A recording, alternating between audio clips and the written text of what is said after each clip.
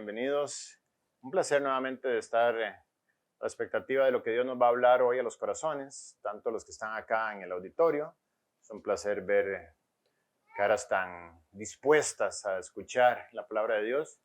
Y también los que están en casa, aunque no tengo la oportunidad de verlos, es un gusto saber que tienen hoy una oportunidad también de escuchar la Biblia, que es nuestro llamado, hemos sido enviados para predicar el Evangelio y hoy tenemos esa oportunidad de traerlo hasta tu presencia. Y si estás viendo esta célula diferido también, pues espero que tengas la oportunidad de disfrutarla, de aprender y de crecer.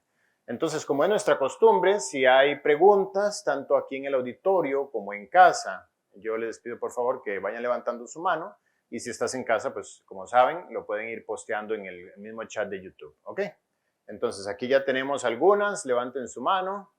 En casa no hay, entonces, bueno, Rodrigo tiene un micrófono y Yeo tiene otro. Entonces, Rodrigo va a estar de este lado, Yeo de aquel lado, atento a sus preguntas. Bien. A ver, ¿quién levante la mano? A ver quién tiene la primera pregunta. Aquí, Maricet, amigo.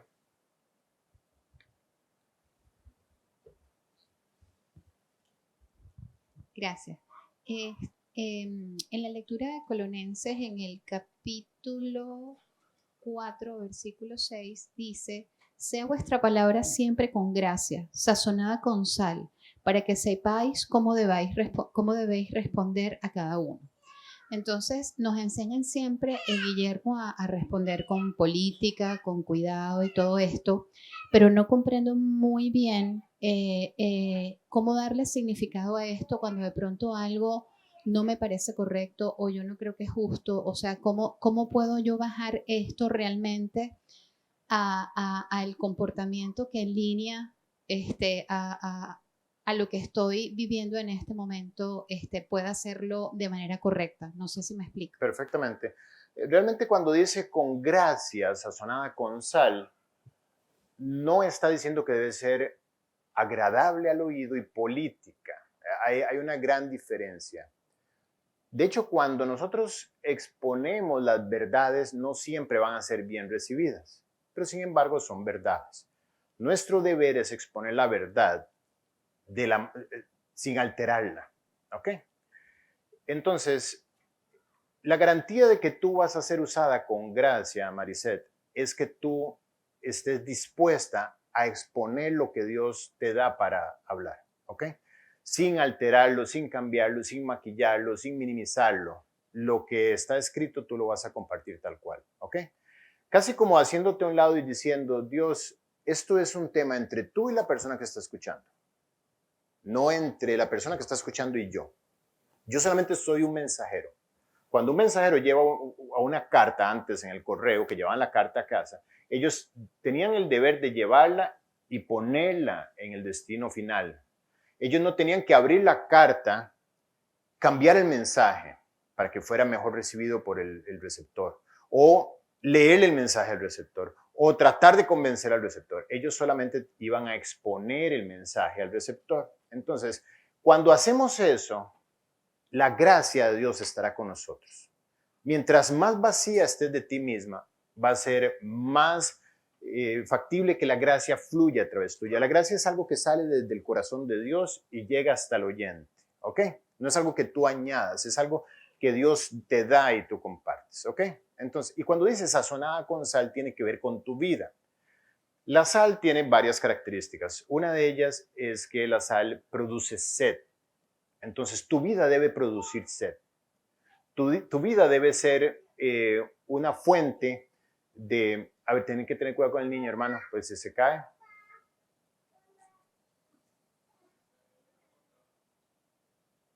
Además, aquí va a encontrar otro y se va a armar el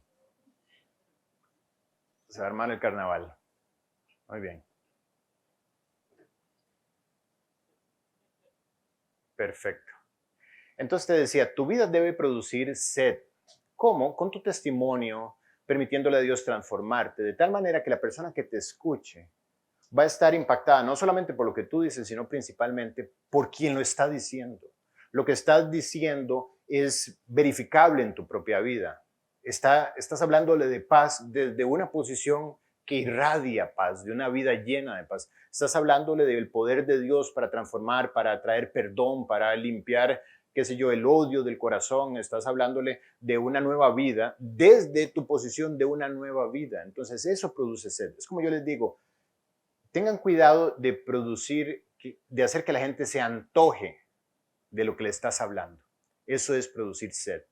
La sal también preserva, tiene ese elemento de preservar. En tiempos donde no había refrigeradora, la sal pues era un elemento con el cual yo podía adobar la carne y hacer que ella se preservara de mejor manera, para que no se pusiera mala. Nosotros somos la sal de esta tierra, dice Cristo.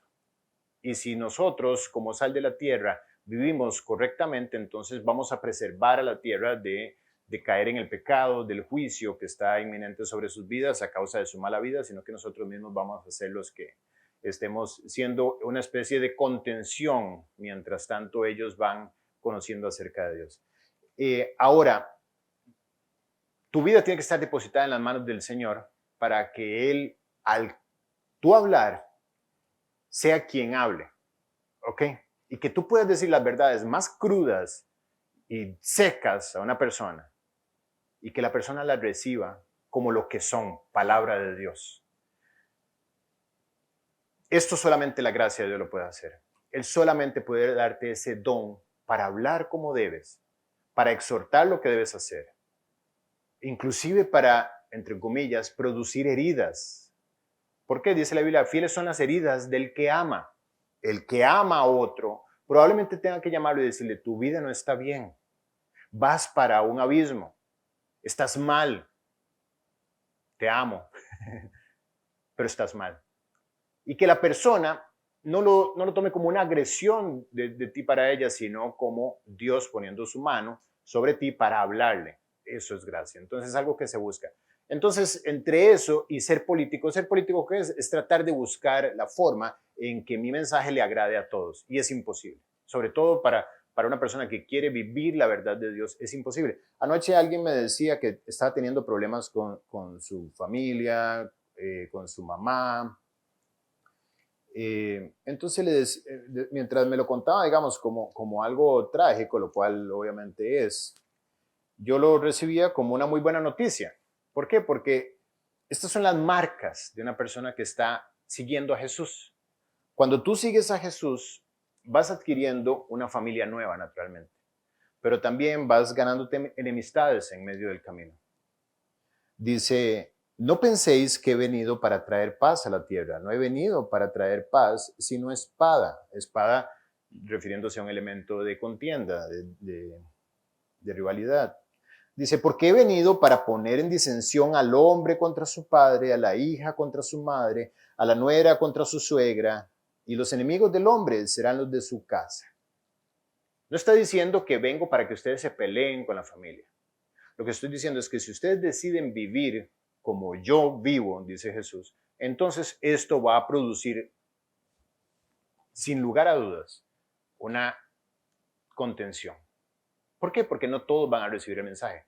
Si lo rechazaron a Él siendo Dios, ¿cuánto más a nosotros? Eso está especificado. Dice, el que ama a padre o a madre más que a mí, no es digno de mí. En el momento en que tú ablandas la verdad, con tal de, entre comillas, no perder la relación, no eres digna de seguir a Cristo. Además, curiosamente, en el momento en que tú, para preservar la relación, alteras la verdad o dejas de decir la verdad, en ese momento, primero pierdes la verdad de tu ser, pierdes la verdad del evangelio de ti. Es como que la sacaran de la cartera. Según explica Pablo a la carta de los Gálatas, les dice, para que la verdad de Dios se mantuviera con nosotros, la verdad del evangelio se mantuviera con nosotros. Ellos no se rehusaron a hablarla como debía ser.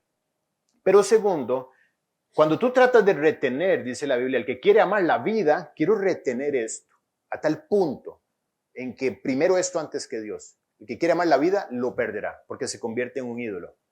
Y un ídolo puede ser una relación, puede ser mi mamá, mi papá, mi amigo, mi vecino, mi cuñado, mi esposo, mi hijo. Todo lo que se ponga antes de Cristo. ¿Ok? Entonces, el que ama a padre o a madre más que a mí no es digno de mí. El que ama a hijo o a hija más que a mí no es digno de mí. El que no toma su cruz y sigue en pos de mí no es digno de mí. Es decir, un discípulo sigue, un discípulo es alguien que aprende siguiendo al Señor. Y la condición para seguir es negarme a mí mismo, tomar mi cruz de cada día y seguirlo. Negarme a mi posición que a todos nos encanta, que todo el mundo nos quiera. Pero tengo que negarme a eso y decir, bueno, Dios, aquí lo que me interesa es que tu verdad sea expuesta. ¿Ok? Y la oración es importantísima. La oración para que Dios, el mensaje sea recibido como de ti, como no de mí, que yo simplemente sea un mensajero fiel, que pongo el mensaje y no estoy tratando de afectar las emociones. De hecho, Pablo, uno de mis pasajes favoritos, dice que cuando fue a la iglesia de los Corintios, dice así que hermanos, en 1 Corintios 2:1, cuando fui a vosotros para anunciaros el testimonio de Dios, dice, no fui con excelencia de palabras o de sabiduría. Eso es importantísimo porque Pablo llega en Hechos 18 a Corinto, justo después de venir, ¿se acuerdan de dónde? De Atenas en Hechos 17. Y en Atenas la excelencia de palabra y sabiduría era el entretenimiento de todos. Ellos no hacían otra cosa más que buscar a alguien que les dijera algo que les rascara el oído, que les trajeran buenas nuevas, aprender algo, conocer algo más en la sabiduría. Dice que los griegos buscan señales y los judíos piden señales y los griegos buscan sabiduría. La sabiduría era la vida de los griegos. Y él venía justo de Grecia, donde el mundo del conocimiento era alimentado. Y llega a Corinto, que está justo a la par, y él dice, yo no caí en la trampa de querer entretener a la gente con lo que la gente está acostumbrada a través del mundo. Si yo invito a un grupo de pastores a nuestra congregación, sin lugar a duda me va a decir, ¿cómo es posible que haya personas de edades entre los, no sé, 2, 3, 4 años hasta la edad del mayor, que es Dennis? Y todos están durante una hora, hora y media sentados, escuchando únicamente lo que estás diciendo de la Biblia. ¿Cómo haces? ¿Cómo haces para sostener la atención de ellos? ¿Cómo haces sin música? ¿Cómo haces sin luces, sin humo, saliendo de la tarima, sin show? ¿Cómo haces? Yo, porque yo no lo hago. Eso es lo que hace la palabra de Dios. Pablo fue con esa perspectiva a los Corintios, perdón. Fue con esa perspectiva. Yo no voy a usar nada más. Dice, cuando fui a vosotros, dice, para anunciaros el testimonio de Dios, no fui con excelencia de palabras o de sabiduría. Dice, esto no fue casualidad. Dice, pues me propuse en el versículo 2, no saber entre vosotros cosa alguna, sino a Jesucristo y a este crucificado. Y estuve entre vosotros con debilidad y mucho temor y temblor, cosa opuesta a lo que venía de Atenas. Los grandes oradores eran muy valorados en la época, los que tenían la capacidad de pararse y exponer con excelencia de palabra y además con poder, con fuerza, con autoridad. Y dicen, no, yo mostré una figura de respeto, de temor. No voy a hablar de nada, aunque era un hombre muy docto y conocía muchísimo. Dice, estuve entre vosotros con debilidad y mucho temor y temblor. Y ni mi palabra, ni mi predicación fue con palabras persuasivas de humana sabiduría. No fui a hablar bonito. No fui a convencer con mi estilo de predicación o de oratoria. No fui a llamar la atención con respecto a mis viajes o con mi conocimiento de distintas áreas. Es más, no fui a que ellos pusieran sus ojos en mí. Dice, es más, hice todo lo posible para que no pusieran sus ojos en mí. Palabras persuasivas de humana sabiduría, sino con demostración del Espíritu y de poder.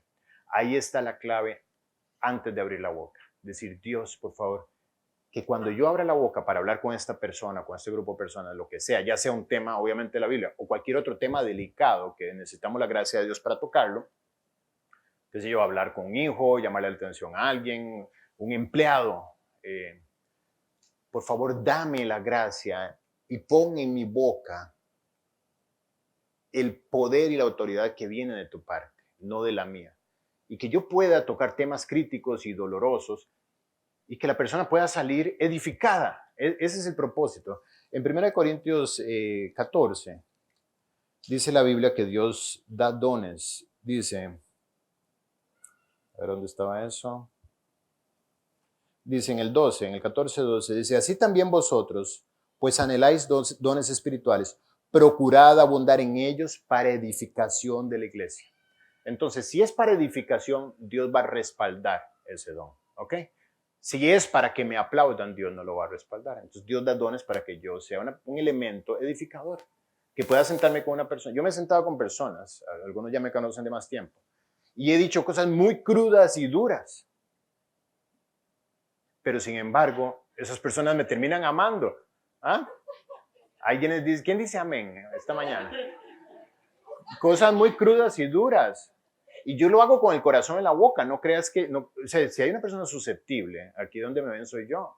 Una persona que es tímida inclusive, que le aflige el no ser bien recibido. O sea, todo eso es una prueba para mí. Pero sin embargo, confiado en la palabra de Dios, yo le pido a Dios, por favor, déjame decir la crudeza como debo decirla, sin disminuirla, pero también permite a la persona recibirlo de ti. Y curiosamente la gente termina amando al mensajero porque sabe que ese mensajero es una persona que está manifestando amor. Fieles son las heridas del que ama, más inoportunos los besos del que aborrece. ¿De qué sirve pasar la mano y decir, no, todo está bien, mi amor, siguen las drogas, sigue bien, te ves lindísimo, muriéndote? No sirve de nada. Es mejor hablar con la firmeza de Dios, ¿ok? Esa es la gracia que debemos todos buscar a la hora de hablar. Bien, hay espacio para una pregunta más. A ver, ¿quién? Ahí está Mica.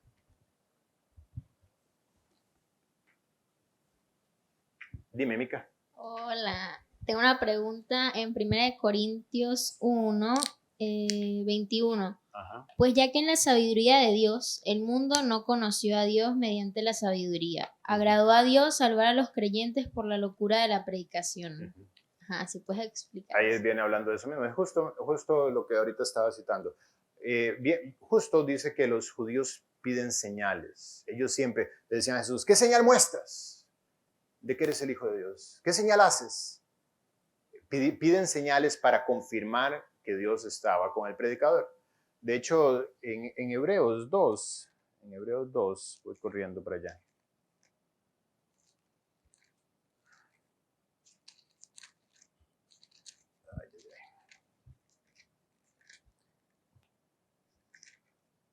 A veces la Biblia no colabora. En Hebreos 2 dice,